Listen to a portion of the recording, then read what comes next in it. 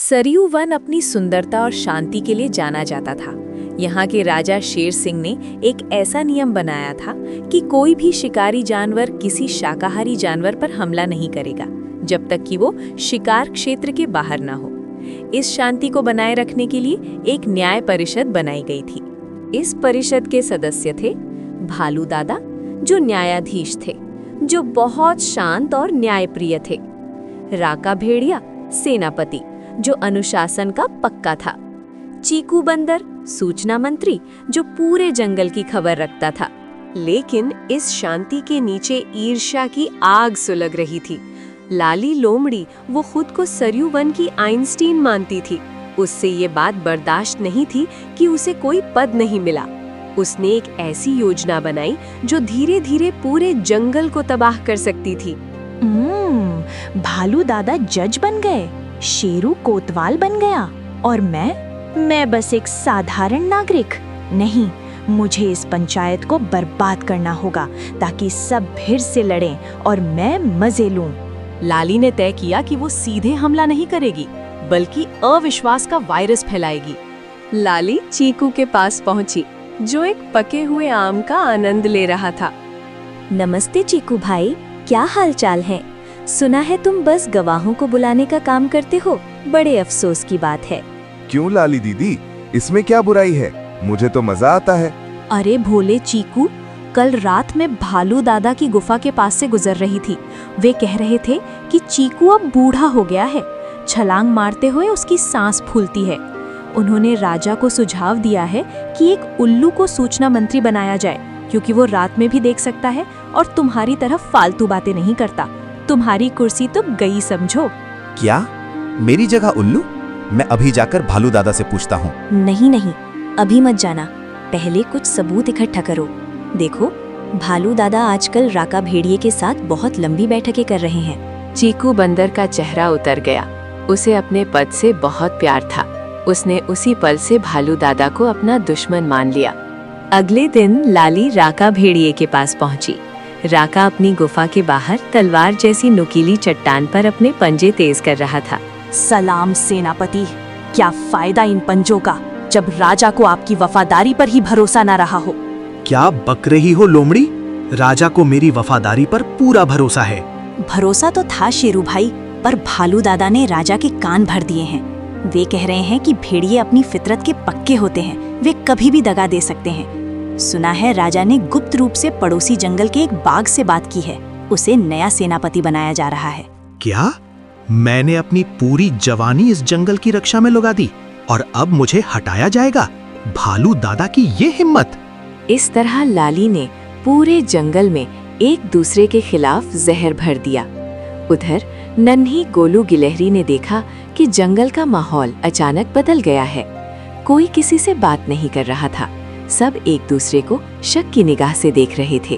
भालू दादा नदी के पास बैठा है। लाली लोमड़ी धीरे धीरे पास आती है। अरे लाली, तुम यहाँ? आओ, बताओ कैसे आना हुआ? भालू भैया, मैं बहुत देर से सोच रही थी कि ये बात कहूँ या नहीं, पर अगर आज नहीं कहा तो शायद कल बहुत देर हो जाए। जब कोई बात दिल पर बोझ बन जाए तो उसे कह देना ही बेहतर होता है। कहो, क्या कहना चाहती हो? आप पूरे जंगल में सबसे ताकतवर हो। सब आपका सम्मान करते हैं, लेकिन हर सम्मान के साथ कुछ जलन भी जुड़ी होती है। लाली, जलन हर जगह होती है, पर उससे रिश्ते नहीं टूटते। काश ऐसा ही होता भैया, पर आज मैंने भेड़िया और चीकू बंदर को आपके बारे में बातें करते सुना। उनके शब्द अच्छे नहीं थे। मेरे बारे में बातें? तो बताओ, तुमने ठीक क्या सुना? वे कह रहे थे कि आप अपनी ताकत का इस्तेमाल सबको डराने में कर रहे हो। वो ये भी कह रहे थे कि जंगल अब बराबरी का नहीं रहा। भैया, आज वे सिर्फ बातें कर रहे हैं, कल शायद आपके खिलाफ खड़े हो जाएं। मैं नहीं चाहती कि आप अकेले पड़ जाएं। और तुम्हें कैसे यकीन है कि वे ऐसा सोचते हैं? क्योंकि मैंने उनकी आंखों में डर नहीं, गुस्सा देखा है। ऐसा गुस्सा जो दोस्ती नहीं तोड़ता तो वक्त जरूर तोड़ देता है। लाली, मैं भेड़िया और चिक्कू को सिर्फ उनकी बातों से नहीं, उनके कर्मों से जानता हूँ। मुझे नहीं लगता कि वो मेरे बारे में ऐसा कुछ कहेंगे। आप बहुत सीधे हो भैया। दुनिया इतनी साफ नहीं होती। अगर आप मेरी बात नहीं मानोगे तो नुकसान आपका ही होगा। मैं तो सिर्फ आपको बचाना चाहती थी। नहीं लाली, तुम मुझे नहीं, मेरे रिश्तों को तोड़ना चाहती हो। मैं किसी के खिलाफ किसी तीसरे की बात पर कभी खड़ा नहीं होऊंगा। मेरे सामने से चली जाओ और कभी ऐसी बातें लेकर मत आना। लाली पीछे हटती है, गुस्से और अपमान से कांपती हुई, और वहां से चली जाती है। गोलू गिलहरी सब कुछ देख रही होती है। मैं सही समझ रही थी, लाली किसी का भला नहीं चाहती। ये तो सबके दिलों में जहर भर रही है। अब मुझे खुद भालू भैया से बात करनी चाहिए। जो देखा है वो बताना जरूरी है।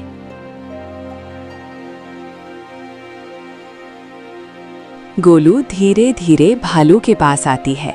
भालू भैया, क्या मैं आपसे कुछ पूछ सकती हूँ? हाँ गोलू, कहो। तुम कुछ परेशान लग रही हो। मैं अभी थोड़ी देर पहले पेड़ पर बैठी थी। मैंने लाली को आपसे बात करते देखा। हाँ, वो फिर वही बातें लेकर आई थी। मैया, मैंने सिर्फ आज नहीं, कई दिनों से ये देखा है। लाली सबके पास जाकर यही फुसफुसाहट करती है, और वो आपके पास भी यही करने आई थी। तुम सही कह रही हो। वो मुझसे कह रही थी कि भेड़िया और चीकू बंदर मेरे खिलाफ हैं। यही वो सबको कह रही है। किसी से कहती है भालू घमंडी हो गया, किसी से कहती है फला तुम्हारे पीछे बुरा बोल रहा है। तो मतलब वो हमें आपस में लड़वाना चाहती है।